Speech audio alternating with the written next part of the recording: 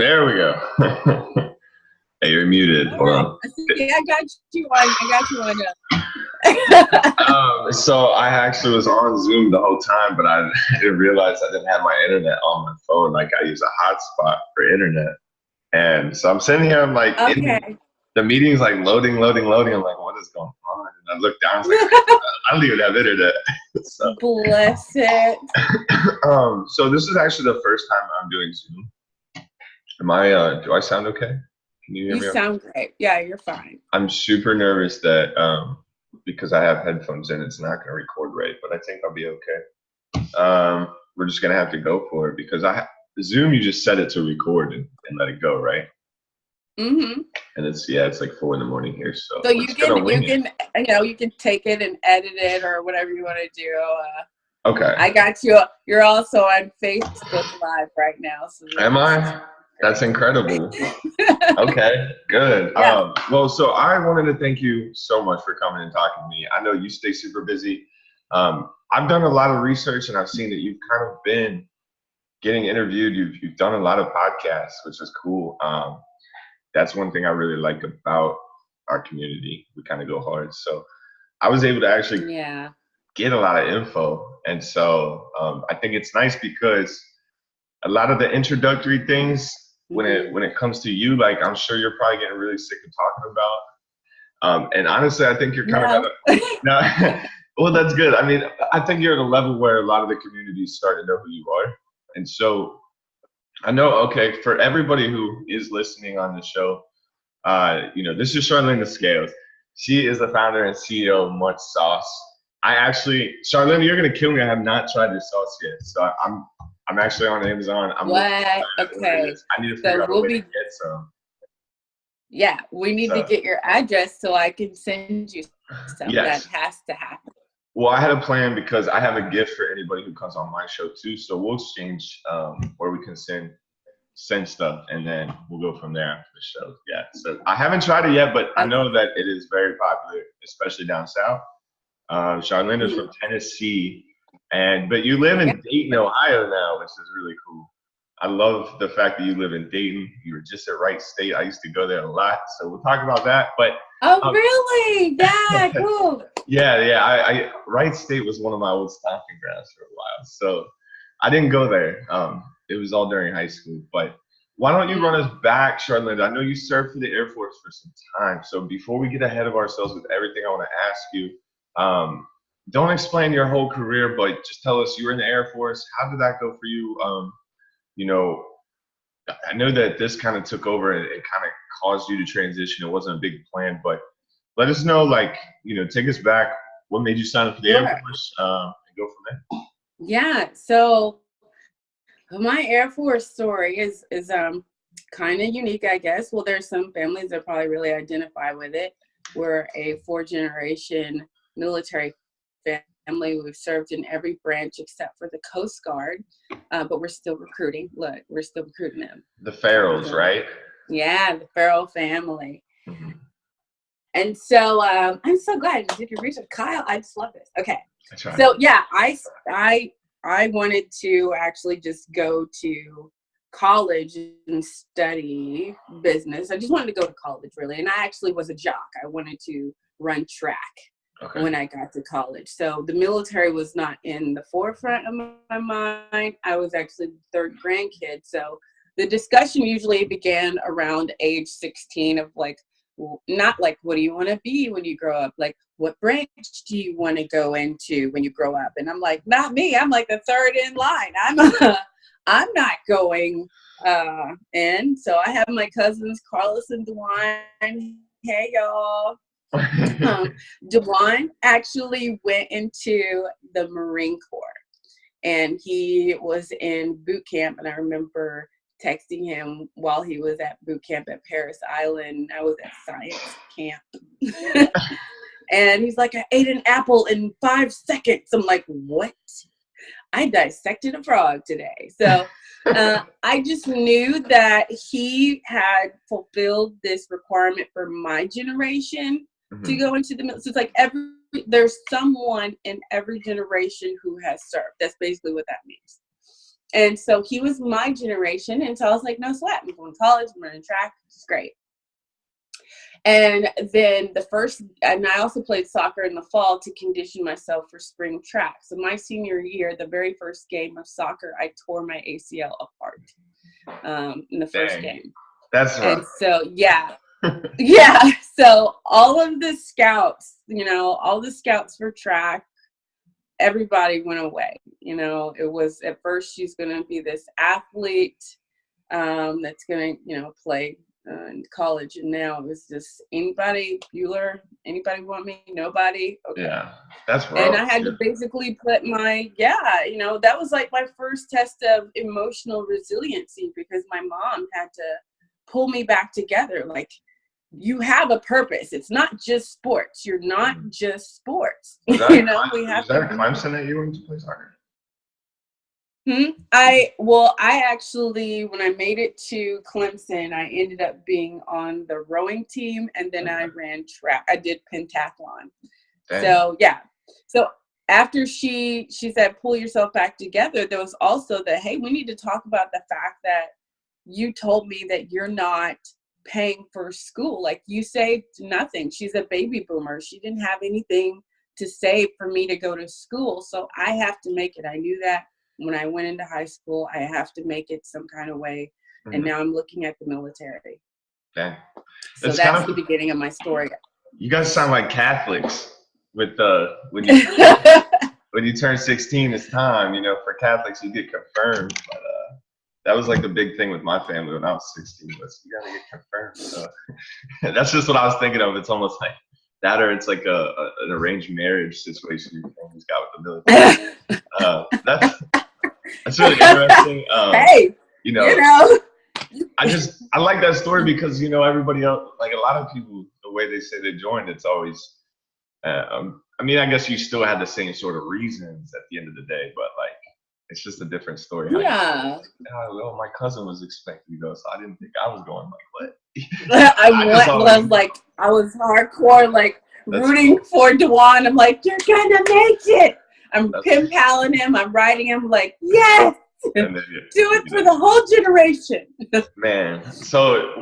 But the reason why I ended up doing the military as my option was because when he went on active duty after Paris Island, mm-hmm.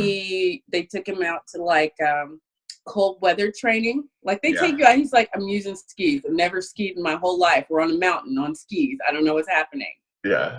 And he had an accident and hurt himself, like fell on a rock, and it gave him a seizure. So he got medically disqualified. He's fine now. He got medically disqualified, and I went back to my grandpa. I said, well, he did serve. He said, no, you need to retire. I'm like, why are you adding these rules? Like, this was grandpa that we got Mutt sauce from, right? Before. Yeah, so my granddad was in Korean Vietnam. Yeah. Mm-hmm. He was like 20-something years, retired, So that was his definition, like, go the whole way. Of course, he doesn't say that till the last minute, but to go the whole way is what he really meant. So, you guys had to have had a unique so I was sitting in class. I'm sure. We do. Yeah. I loved him. I was like his little sidekick, and we would take a lot of walks together, and that's how I learned a lot about him, was on taking walks with him. For anyone that doesn't know, Charlynda was given the recipe from her grandfather for Mutt sauce. Didn't know what to do with it at all.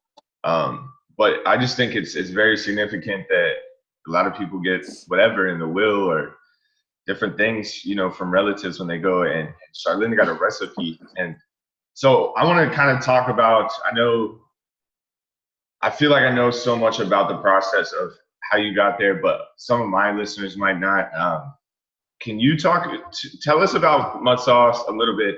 I want to, you can talk about the call sign thing, and then I really want to hit on the SCORE program and how that was able to help you turn Mutt sauce into what it is today. So if we can kind of like shift into that, because then I want to ask you a lot about Orlando and like what you're doing in the future. I'm all about the forward progression not so much about what was in the past. So we're going to talk. Look, yeah. I am going to give you whatever you asked for this morning. I want everyone and all my followers to see that it is 7 o'clock my time. It is like 4 his time. So it meant so much to me that you I get up and did hustle. this. Like, I love life. I'm grateful. So me too. Yeah, so let's start with the story of Mutt sauce, how it came to be. My grandfather, we talked about Charlie Farrell, he came up with this recipe in 1956, like when he was finally done tinkering around like 100 times. He came up with a recipe based off of his passion for food. He did not like people being wasteful with condiments. So I tell people, like I was at WSU last night, I said, all of the inventions and companies that you've seen have probably started because someone had a problem and they wanted to solve it. And so he had a problem with people being wasteful with condiments. And so he tried to solve it by creating an all-purpose sauce. And so, yeah, he poured his heart into this perfect blend of flavors. My family grew up on it. When I was growing up, I actually have my own version because I have a pepper allergy. I can't eat pepper, like black pepper. Like, don't put pepper on my food. Really? I don't want to. That's scary. Yeah, right. But it's like I don't know if have you ever seen The Princess Bride? Have you ever seen that movie, The Princess Bride? It's been a long so it's like time. The guy who's like, I spent years eating poison to build my tolerance for the poison. That's why I didn't die. So I still eat pepper food. Just want to put it out there that I taste every single production of Mutt sauce myself. I walk in super high on Benadryl, but I do it. So Mutt sauce got its name from my grandfather, whose call sign was Mutt, from Korean Vietnam. So military people have call signs, usually from some characteristic that they have. He could blend in anywhere. They called him Mutt. And so that's how I got the name. My uncle Dwayne, suggested that I use that because it was a perfect symbolism for the sauce as well, because it blends in with anything. And my uncle is a chef. I am not. I trusted him, and that is how we got to the name Mutt sauce. So, that story. Yeah, so that's how we got to Mutt sauce. And we just wanted to kind of, when I learned in 2013, I was serving active duty. I was at Wright-Patterson Air Force Base in Ohio, serving in the Air Force because I eventually did go on active duty myself. And I told my mom, it's like, we haven't had this sauce in years. Like, he passed away in 2005, unfortunately, from cancer. And people didn't know who had inherited it. Did he leave it to anybody? Did he talk to anybody before he passed about it? And Mom said he gave me a piece of paper and told me to give it to you right before he passed. And when I opened it, it was the original, handwritten in his handwriting, the original recipe, the only copy. Did you get any stink from anybody? Like, was there anybody who was kind of like upset that you got it and they didn't? I mean, I think it's natural for people. Yeah. I think it's natural for people to wonder, like, why? What, why? I even go through that. I'm like, why? Why me? And then there's the why not me? And that naturally happens with anybody, especially when someone you love passes away and they leave no explanation. Yeah, but I think that the Farrell family, we're very resilient. How we are very tight-knit family. So I, took it upon myself to sit down with them and say, hey, I know that this happened. I know how much this means to everyone. How can I make this work eventually for everybody? I'm very much like a one team, one fight. This is about taking care of the family. I'm pretty sure that that's what he had in mind, if I could guess. And I was learning at the same time from SCORE, and we'll talk about that, but they were saying you can't copyright or trademark a recipe. So people out there in the food world, you know, be mindful of your vernacular when you're talking to people about what your plans are for your company. And you say, well, yeah, I'm going to trademark or copyright you can't do that. It's not possible. It's not legally possible. You can't do it. So when you have a recipe, the only thing that you can do is do a trade secret agreement and physically lock the recipe away. So the whole thing about the Coca-Cola vault is actually true. You have to lock that sucker away. That's good you to know. You have to sequester people. Yeah, you have to like compartmentalize the people who know parts of the recipe, because nobody should know the whole thing. That's dangerous. Yeah. So that's you know, they haven't figured out a way to do that for recipes yet. Somebody in the USPTO needs to figure that out, like U.S. Patent and Trademark Office. So if you want to do a trademark of your logo for your food company, go to uspto.gov. Okay. You trademarked your logo? Mm-hmm. Were you worried that someone Mutt sauce with my grandfather's face? Yes. And Mutt sauce is an official American trademark. And was that something that you learned, like you learned about trademarking, and you learned what you needed to get trademarked probably just through building it all and learning and getting mentorship and stuff? Or yeah, I mean, I'm definitely hungry for knowledge. Like, I constantly leave myself open to learn new things, and I would tell anybody in entrepreneurship, be a sponge, you know. Don't ever get to the point where you're just so like full of yourself that you don't want to listen to people, because there's always something to learn. There's always somebody doing it better than you that you can learn from. There's always something you can do better. So I've always been that way since I was a kid. I want to learn everything. Tell me everything. I want all the knowledge. I know I'll never attain it. It will never fit. It'll never all fit in here. But I want to still learn. I want to still open myself up to learn, Kyle. So yeah. I when I went to go ahead. We're in an age of information, and I was going to ask you if you were always that way, or if this is something that you grew into. Because for me, somewhere in my early adulthood, I stopped thinking that I needed to know more. For some reason, I felt like I got to a point where I thought I knew everything. Like you said, I stopped becoming a sponge. And you thought you knew everything, huh? If you read my bio, like I took myself to a very low place getting out of the Army. And a lot of it was due to that. It was because I closed all my mental doors to anything outside. I closed off my reality. I stopped like letting myself grow, essentially. So it's good that you've always been that way. I can't say I always have. I guess I have. I fell lost somewhere.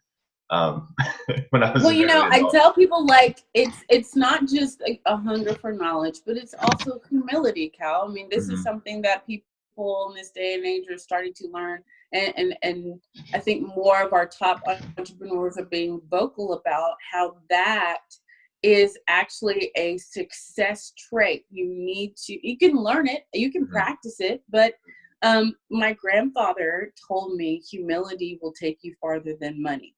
And I tell people that all the time. Humility will take you farther than money. Never get in the mindset that you know more than another person, or there's a job that is beneath you, or there's a task that is, not worth your time. You know, I remember even being a captain, and one of my memories was the kitchen and the office was dirty. It was like overflowing with people's old food and stuff, and I'm like, I walked past it, and it's the command building. It's where the generals, it's on the way to the general's office. So I'm like, I don't want to smell hot garbage on the way to the general's office. I am his commander's action group, the CAG chief. I'm his right hand person as far as staffing and things like that. So I am sitting there at 4 o'clock. It was like 4:30 in the evening. I usually finished up around 8, and all my enlisted troops would go home. But I was like, you know what? I'm just not going to say anything to anybody, but tonight's task is going to be to clean that whole kitchen. Normally, an officer would say, look, Sergeant so-and-so, go scrub it smells nasty. I was there to probably like 10 o'clock at night, and I watched as people were leaving the office, and even the troops were like, Captain, like, that's not your job. I'm like, who says that's not my job? I work in this office. I serve the same person. It's my job too. So it's not, it's that mentality of nothing is beneath you. There's nothing, you're not. I know that there's so much that I still need to learn. Even when people are coming to me asking me for advice, I still have a Rolodex of people I have yet to learn from, or I'm still trying to learn from. Yeah, but I mean, you also, I think, if you just remind yourself to teach based off of what you've experienced, because you've already experienced so much that you're already sort of levels ahead of a lot of people. But it's like, yeah, you still have a lot to learn, but I think you still have a lot to offer too, in a sense of like helping others. Oh yeah, just you're kind of like a book of resources, just given your experience. So basically, you took this recipe. I know when you were getting out of the Air Force, and I would assume most of the rest of your life before that, you never really anticipated running a company, or it just, you weren't always like an entrepreneur at heart, I guess, correct? I mean, this all just sort of took off on you. How did that come about? Kyle, I'm flying by the seat of my pants, darling. I'm it's just, it's one of those things that happen, I don't know if there's supposed to be, I don't know if there's supposed to be a degree for it, or, there's a path for it. But, a lot of us are driven by a problem. We have a problem. We want to solve it. And for mine, it was, I have a problem with the fact that I'm the only one. If I just take this recipe and sit in my house and make this sauce for myself, yum, yum, yum, it's great. That doesn't bring me joy. What would bring me joy is to share it with other people and to let them have the memories that I've had, because Mutt sauce is not just like I had a good meal. There are family memories tied to this sauce. So I want to replicate that feeling for other people. It's not fair to hoard this to myself. Right. That's cool. So that is what motivated me to say, I don't know how to start a company, but I'm going to go to score.org. And I'm going to find my local chapter, and I'm going to walk into the Dayton office and say, I have a handwritten recipe of a sauce from my grandfather, and I want to share it with other people. How do I do that? And they said, well, let's translate that to business terms. You have a food recipe that you would like to manufacture for other people's consumption and eventually turn into a retail product that you can see on the grocery shelves. That's what they do. They translate that stuff for you into business terms and help you chart a path to starting your own business.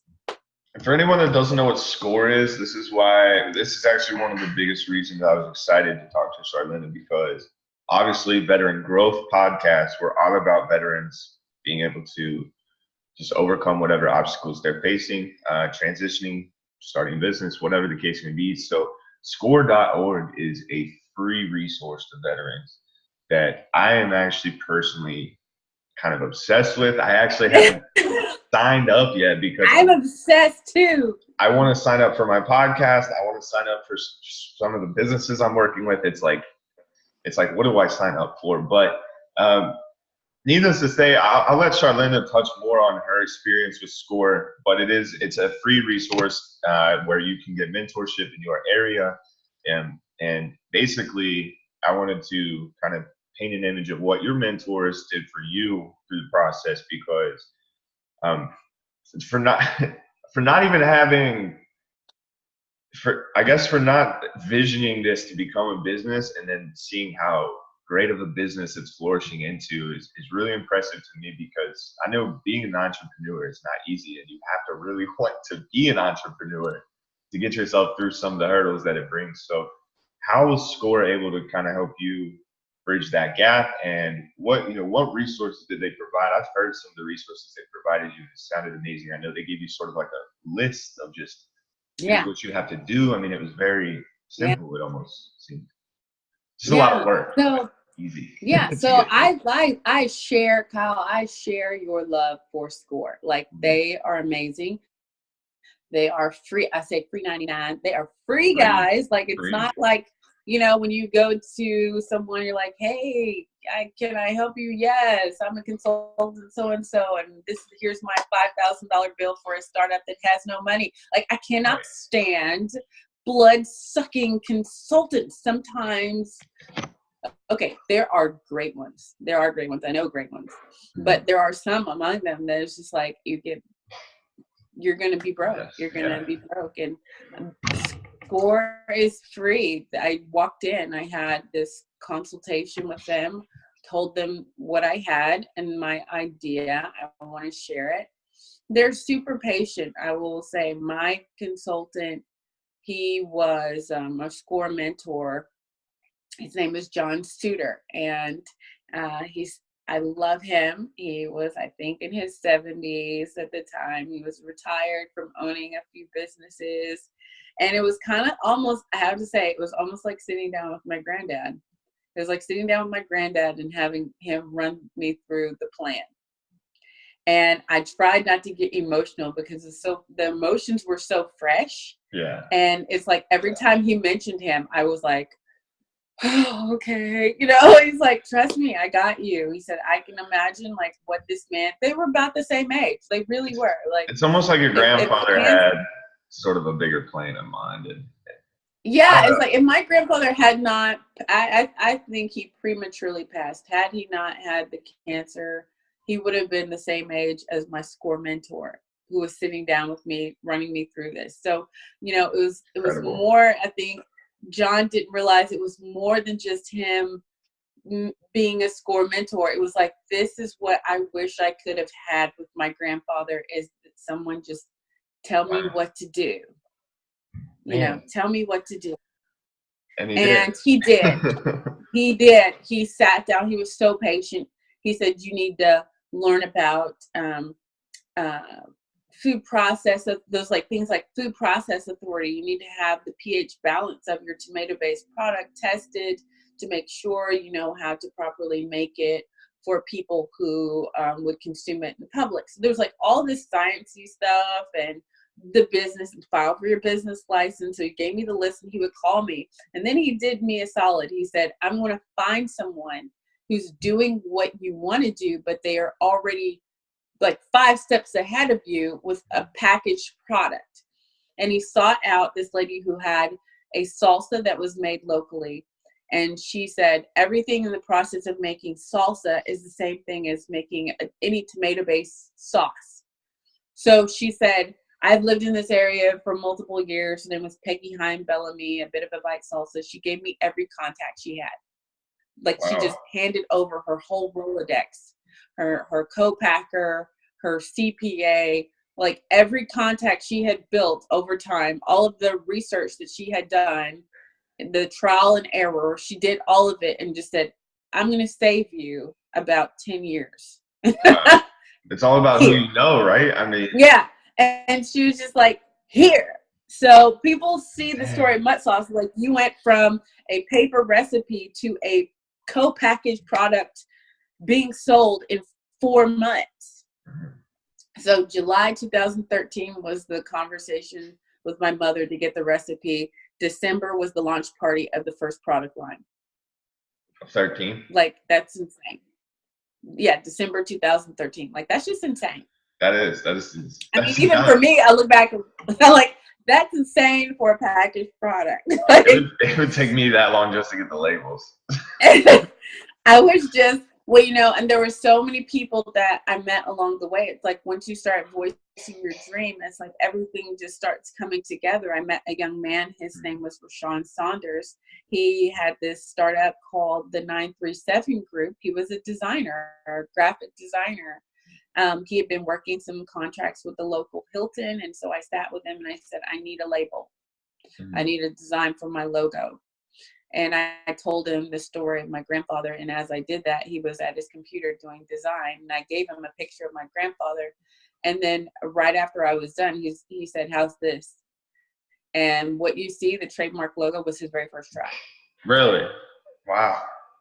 I love when things like that happen. Like, one of the things that I think most people miss out on is when you get to create a company or a brand or music or anything that is yours and you're putting out to the world. This podcast, for example, there's so many little fun quirks that go into getting to decide like what to choose and like what to do, what steps to take, because it's literally like you're creating something from nothing. So you have this vision, you don't know how it's going to get built, but you see it. And then the middle part, if you can learn to just love and enjoy that process, you'll have great moments like that the whole rest of your life. And I think that's the most beautiful thing about entrepreneurship. That's cool. I didn't know that story about I knew the logo was your grandfather and everything. I just didn't know that was like the first shot. So it's very first try. Rashawn listened and he did it. And the 937 group, cool. I think he's gone on to do big things, but I've always retained him. I don't talk about him much. So here's your shout out, Rashawn. Rashawn has stayed with me since the beginning. If you guys see new designs or anything, like it always comes from Rashawn. It sounds good. I have to add him on Instagram. Do you know his Instagram handle? That way I can tag him. Let me see. I think it might be now like Rashawn Saunders Graphics or something, but 937 group I think is still there. Okay, good deal. Yeah, I like to be able to tag people so they see that you talk to them about them. Yeah. So the SCORE program basically holds your hand through whatever process you're going through now. For anyone listening to the podcast, the SCORE program, I'm pretty sure it is just related to building a business. I don't think they have mentorship related to many other things, but it is completely free. And when I say business, I mean, I could go and get mentorship from my podcast, probably even through the SCORE program. So just go and see what they offer, because they offer a whole lot of stuff. Their website's very simple.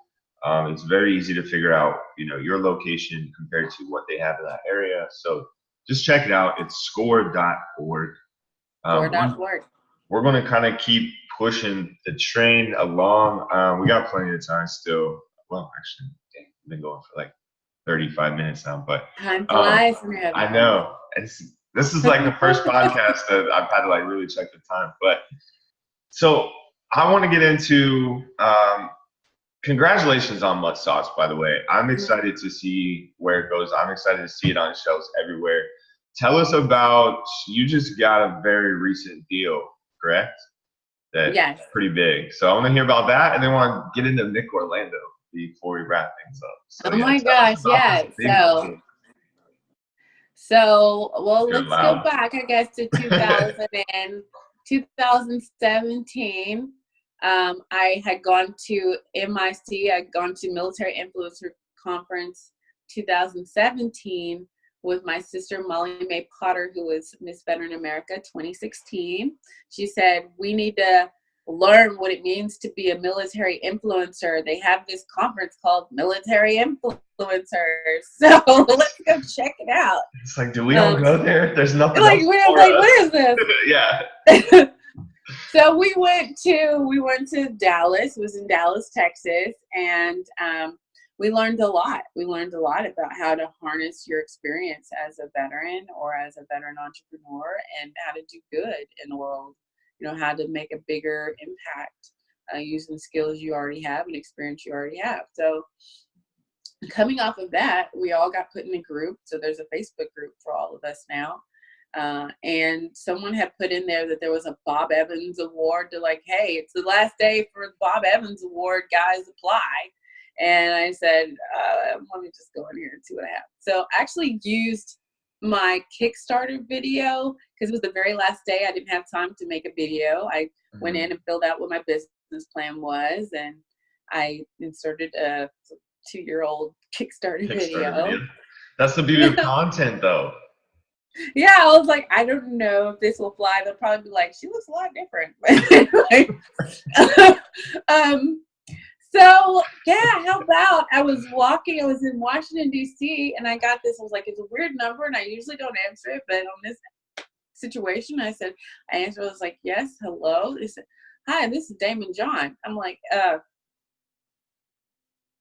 I'm sorry, like Damon John? like what? And so yeah, it was him. He was saying, I'm personally congratulating all the Bob Evans Farms heroes and CEOs, grand prize winners. You were one of 3. And congratulations, and you're going to meet us in New York so we can hand you a check. And I'm like, what is happening? Now, that was in 2017. Mm-hmm. That was October of 2017. So after that, so not bad. Yeah, that was. Yeah, it's like I think that a lot of the awareness of Mutt sauce and the exposure that we got as a company, and then myself as an entrepreneur, just kind of took off from there. They even went as far as to put us on and our faces are still on the food packages until November 11th. If you go to the Bob Evans Farms grocery, anything that they make in the grocery store, our faces are on the food. It's like really crazy. That veggies, is that a part of it too, or is that something different? Yes, Vet Veggies and Fan Food, the Fan Food app by Carson Goodale, are both those inaugural winners. So they said one of three. Those are the other two. Okay. Vet Veggies is owned by Jerry Martin, who's an Army veteran, and then Carson Goodale is a first lieutenant in the reserves. Nice. Okay, so I didn't know if those were the other winners or if those were like people that were partnering with Bob Evans. Yes, I didn't know how to organize, but that's really cool. Yeah. No. So you basically, I mean, not taking away all the amount of work you've had in front of you, and at the pace that you got this stuff launched and everything, it's incredible. Especially getting into like the food market, because that's something that a lot of people probably don't know a whole lot about until they get into it. So for you to do this, in the time you've done it, there's no question that your work ethic is tenfold. But what I really want to point out to people is, and you said this earlier about just being actively engaged into like your vision and what you want to do with something. But what I really wanted to point out was the fact that all these things happen by you simply just like seeking it and not being afraid to get help and not being afraid to make calls or emails or whatever. And a lot of the stick I get from people who I've ever talked to who are thinking about starting something, it always comes down to their fear of like reaching out to people. And I really want to highlight that because you seem Let's talk about that. Yeah. So, I mean, it started with, you have this recipe, you're not sure what to do with it. You want to help carry on this legacy. Like it's the least you can do for your grandfather. You guys had a very special bond. Now the family's kind of got this pressure on you. So, but it's still, I mean, there still could be enough that would have held you back from never checking out SCORE or like never seeing this Bob Evans opportunity. So what can you tell veterans that are not slacking, but are having trouble finding like purpose? No slacking, y'all. Yeah, like when they get out and they just get these slumps, they can't find a good job, they're just not happy. Yeah. What would your encouragement be at that point? Fear is so powerful, and it has held so many people back from being what they were destined to be. I think everyone has a gift, and the gift that they have is beyond their own comprehension. And sometimes people's gift is so big that it intimidates them. It's like, okay, this is too awesome. I am afraid to walk down this path because it just seems like there's too much good stuff that could happen that will change my whole life and will pull me out of my comfort zone. And it was a slow process, I think, of pulling me away from that feeling of fear. Like, I'm going to show you what happens when you walk on the other side of being afraid to start this while you're active duty. I'm going to show you what's on the other side of being afraid to fail your family. I'm going to show you what's on the other side of being afraid to move. I was a milspouse, so I moved away from my company for a couple of years, but kept it going because they're like, you never stop. I'm like, no, I flew back and forth every single month from Washington, D.C. to Ohio for 2 years to keep my company going. So, there are things that are on the other side of fear that are so great and so fantastic that it's not meant for you to see it right then, because it might be so great that will make you afraid to move forward. Oh my God, what do I do? How do I handle that? If someone would have said, if you keep going, eventually there will be a call with Damon John and you're going to get a check for 25 grand. Basically, how much that you put up of your own money to bootstrap the business will be given back to you in less than 2.5 years, like full cash. Like you're dreaming of when you're going to get your money back, and there's a check for you if you just keep going. And so you're just like, so the trick is, if I would have been told that, I mean, how would it have changed my decision making if I would have known that? It's not meant for us to know what's on the other side of the fear. It's meant for us to just keep pushing past it, and having the faith of knowing that whatever it is, it's good. Yeah. Whatever it is. Or at least if it's not good right then and there, it's going to teach you something that you didn't know before. You just have to have, like you said, have open arms to that fear and that anxiety that of the unknown. Yeah. Especially if you're putting in the right amount of work too. The universe has like this really strange way of paying you right back. So it's creepy. I say that there's something unique about veterans, and I haven't, I usually tend to not give myself credit for being, something that gave me an advantage, but I do think that being military gives us an advantage. I have to admit that. I agree 100%. We are super resilient in a way. Like we have been conditioned for entrepreneurship because the same resilience that it takes to go from one mission to another through the ups and downs of an assignment and PCSs and deployments, all that emotional resiliency that we have to have just to survive being in the military and being military members and thriving in that environment and doing well amongst the competition of our peers. I mean, take you out of your uniform, put you in a company. It's the same. It is the same. The difference is not everybody has that level of resilience. They don't know what to do with those emotions. They don't know what to do when you hit rock bottom. Rock bottom just looks different. It's the same. It just looks different. It might be money. I'm not making any money this month, but your rock bottom in your uniform is someone in your unit committed suicide or, something. It's still the same. It's just going to have a difference. It's going to be remixed, but it's the same emotional resiliency that you need to pick yourself up and keep going. Yeah. Because people depend on you. It's a lot of the motivation behind this show too. Is I go on these rants a lot too. They're not recorded, thank goodness. But I mean, I'll go on these rants and think about recording them, and it's really just this idea of like I'll get into saying like, okay, think about basic training. Think about all these intense situations that you've had to learn how to handle. I mean, I remember one of the worst days for me in basic training was the grenade range. Because you have your whole entire company of kids you don't trust who are acting like idiots the whole time. And then you get in these little trailers. And on drill sergeants, I don't know how the Air Force was, but in the Army, the drill sergeants are very, very smart. And when we do big things like this that are already scary, they make them 10 times more chaotic for us so that we learn how to handle stress on top of stress, essentially.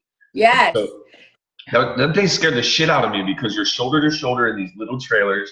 You're getting yelled at over a loudspeaker, and they slap 2 grenades right on your chest and tell you got to hold them and sit there like that. They're not live. The pins are in them and everything, but you hold your 2 grenades to your chest and you're shoulder to shoulder just going to the door.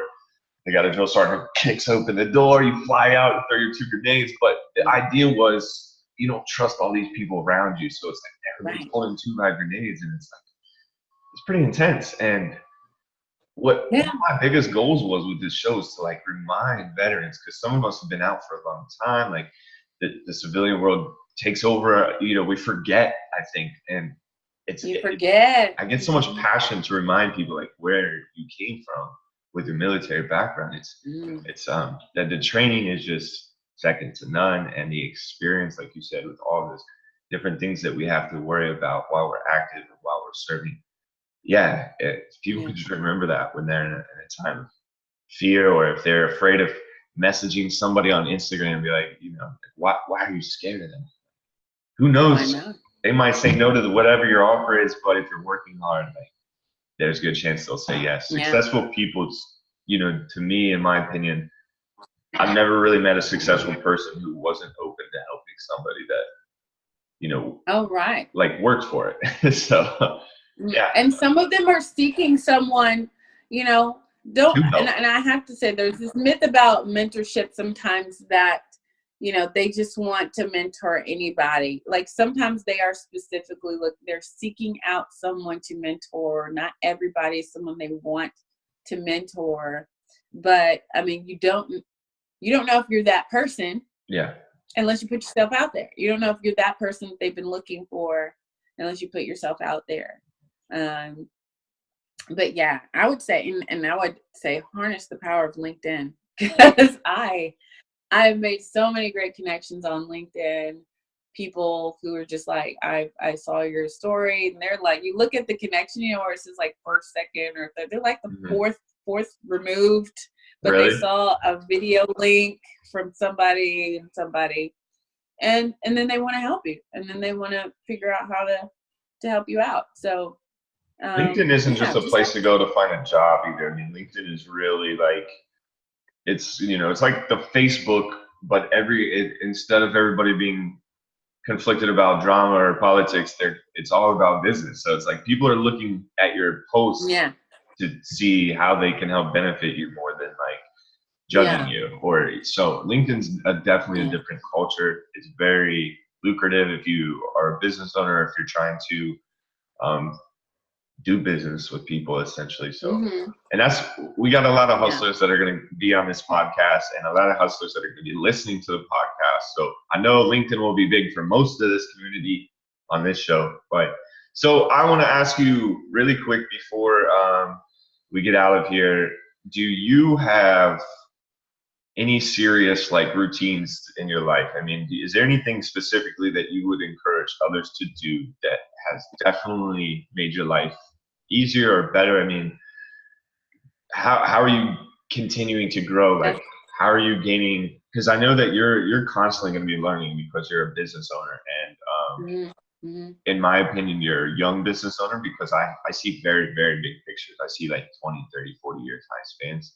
And so I know there's going to be a lot that you're still going to be like lost in the sauce, literally,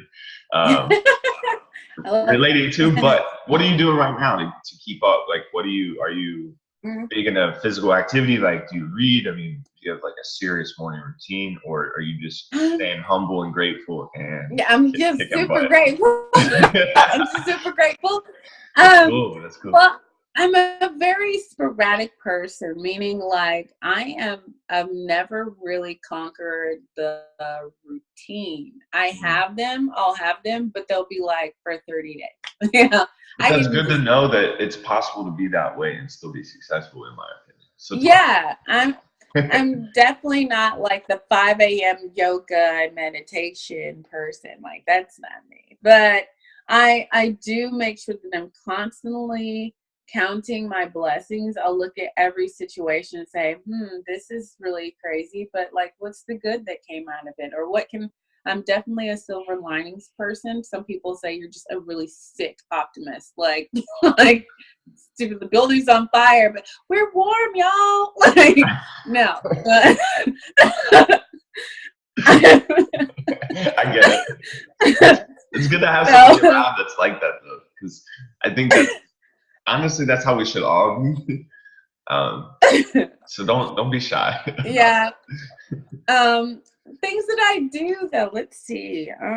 I used to really be big in working out. Like when I say I was a jock, I'm not saying that as like, hey, as stereotyping. I really was. Like sports was everything to me, and tearing my ACL was devastating. I came back and did crew, and I did pentathlon at Clemson. But after that, I ran track and field for the Air Force for a number of years, about 6 years. Nice. I love to run. I love to sprint. Air Force, y'all are fast too, because when I was learning Mandarin in the Army, I was in California at the language school, Presidio Monterey, and we had the Commanders Cup. We had the Commanders Cup every year, and it was Army versus Navy versus Air Force versus Marines. We had these running teams comprised of male and female teams, and boy, the Air Force whooped us every year. Like they were fast. We beat them about everything else though, so we let them have running. Oh my gosh. But sorry, so yeah, you were big into well, athletics. it's very interesting you say that, because it's like, oh my gosh, you so you like languages? Well, so I joined the Army as a cryptologic linguist. So I was essentially like a decoder, but it wasn't necessarily by choice. It was just the only intel job that they told me was available. And so I scored well, and I knew I wanted to do something that just was above myself, like you were saying earlier. So yeah, I went in as a cryptologic linguist. I had to take another test, the D Lab, which is like a language aptitude. Did really well on that, and then they placed me in Mandarin with 17 other kids. And if you get below an 80% on any of the tests, which we tested every week, you're done. And I got a 78 on a listening test about 8.5, 9 months into the program. Oh my God. And we only had a year and 3 months to be fluent, so we were almost done. And I got kicked out and got reclassed to a supply specialist for the remainder of my Army contract. Oh my God. So they took my smarts and talk just about resiliency. Curb. Like resiliency. How do you just like, you keep going, right? So how do you push past stuff like that when it's like, I have a plan, like this is my plan? And then I had a 6-year contract too. So when it all switched, then it was like, I got all these years. It ended up being a great career. I ended up trying to learn as much as I could about logistics, which is, as you know now, is a very important industry. So very. So I got a good, got a good resume builder from it, but certainly wasn't the route I had anticipated when I joined. But we're here now, so I'm grateful. Well, that's good. Yeah. See, I mean, it's just like, Are you going to never know. Or are you going to the Military Influencer Conference next year? I think it's in DC. Oh yes. So we did come back obviously to Mick Orlando, which was fantastic. USAA and Comcast, NBC, Universal came in as big time sponsors with Sam Adams and like 10 other companies, and just poured a bunch of funding. Yeah, it is twice as big as last year, and because it's going to DC next year, it's going to be insane. I'm going. So I plan to be there next year. I'm excited. Well, I'm telling you, the VIP tickets and half of the hotel rooms are already, you better get it. I'll probably get my stuff next month, to be honest. Yeah.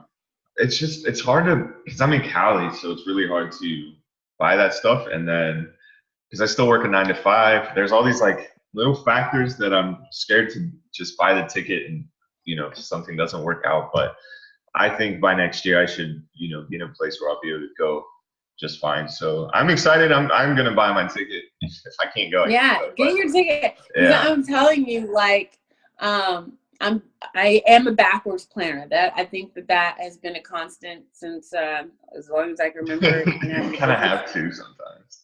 I am a backwards planner, so I might not have everything in place, but there are things like I'll do it now and then figure it out later. So my first production, I announced a launch party and I didn't even have a product. I didn't have, the bottles weren't even made yet. So I'm like, hey, I'm going to be an exhibitor at MIC Orlando. And then I'm like, I've never been like a out of Ohio exhibitor before. I'll figure it out though. So you see everybody get excited. It's like, oh my God, she's an exhibitor. My team was like, oh my God, how do we do this? Like, we don't know, but you figure it out. I'm paid for my exhibitor fee, and we got 6 months to figure it out. And then it was a blast to do it, I'm sure. Yeah, and then it was like the best experience ever. So that's, I'm telling you, like, get the ticket and figure it out. Figure it out later.